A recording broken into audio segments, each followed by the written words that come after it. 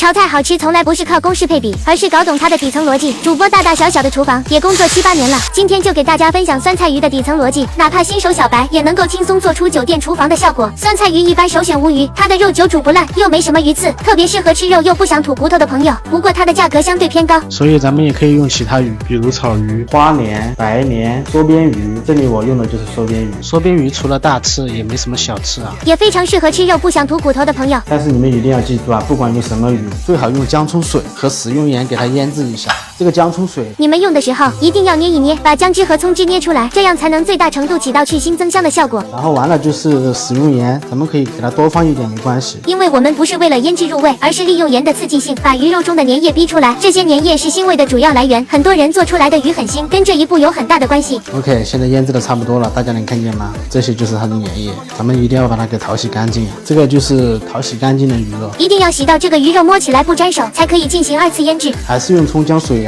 给它捏一下，然后倒进去。现在咱们给它调个底味儿，差不多1斤鱼1小半勺盐，我这里差不多2斤左右。OK， 咱们再给它来适量的胡椒粉，这是鸡精，咱们给它来少许提鲜，然后给它抓拌均匀。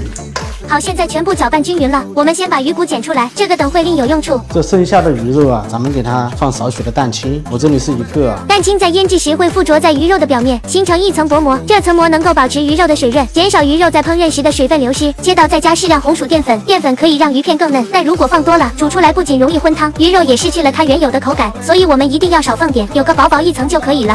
OK， 好了，完了就是咱们所用到的食材：泡辣椒、泡姜、泡野山椒、酸菜、小葱、花椒，这是姜蒜，然后这是纯蒜。搭配的辅菜呢，莴笋片、金针菇。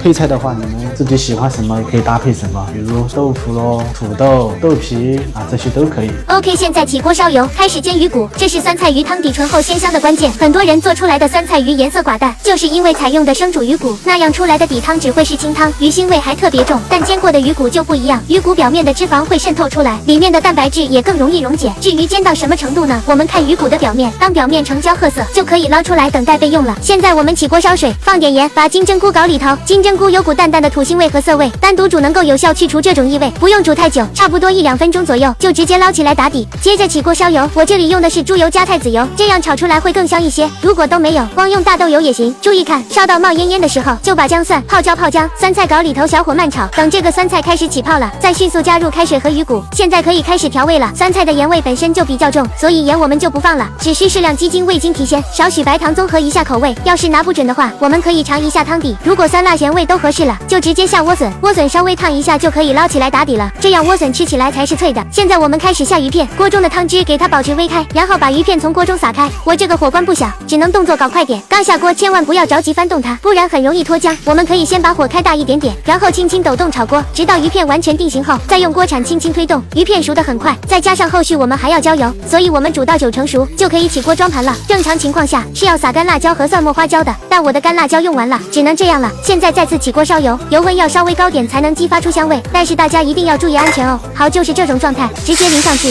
撒上葱花就大功告成了。没有经过任何调色，煮出来是什么样子，那就是什么样子。鱼肉细嫩，莴笋清脆，金针菇够味，再配上这个酸酸辣辣的鱼汤，简直不摆了。